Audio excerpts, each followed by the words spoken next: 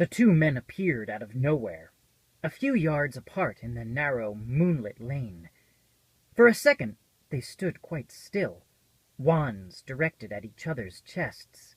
Then, recognizing each other, they stowed their wands beneath their cloaks and started walking briskly in the same direction. Mr. Cheesy Pop! Hey everyone, it's Max! And Harry Potter and the Deathly Hallows is 7 years old.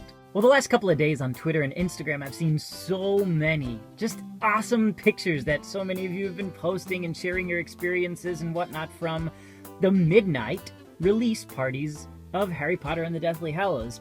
And I wanted to share you my story from my midnight release party. One of the coolest things about seeing all the pictures that you guys have been posting is that it's really making me remember that Harry Potter just appealed and still appeals to kids of all ages. So many of you were children at those midnight release parties, and I remember, I wasn't a child actually.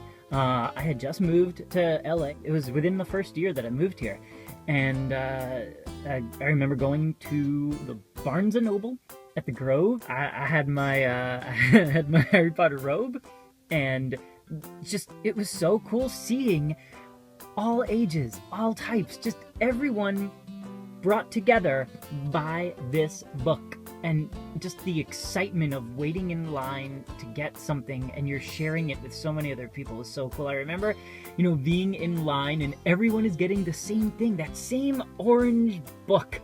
Just so cool. And of course, you're like, not wanting to hear anyone talk about the book. Like, what if the first person in line already started to read stuff and there was a spoiler? So you don't want to hear anything while you're waiting in line, right?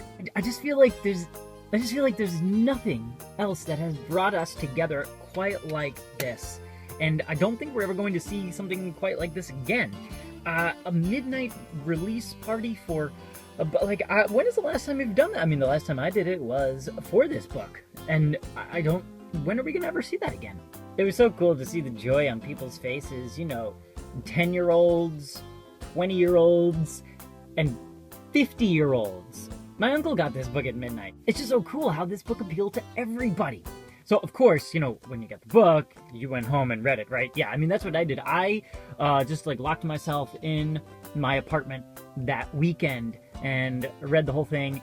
Didn't go on the internet. There were spoilers. It was 2007, so yeah, the internet was in full swing. Not like it is today, but I remember purposely not going online that weekend to avoid any sort of thing. And I avoided all the spoilers, read the book, and it was just wonderful. And then I, of course, remember closing the book and feeling just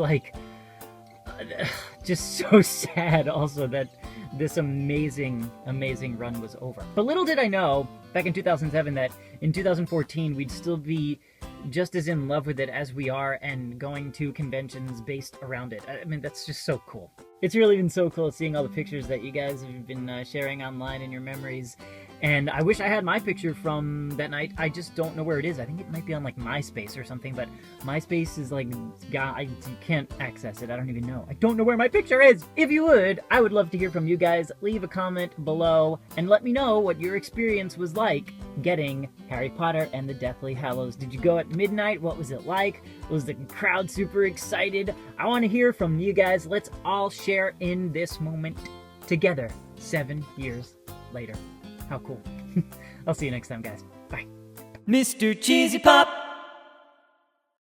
Oh, and don't forget, speaking of Harry Potter, I'll be at LeakyCon, so I hope to see lots of you there. Should I bring the glasses?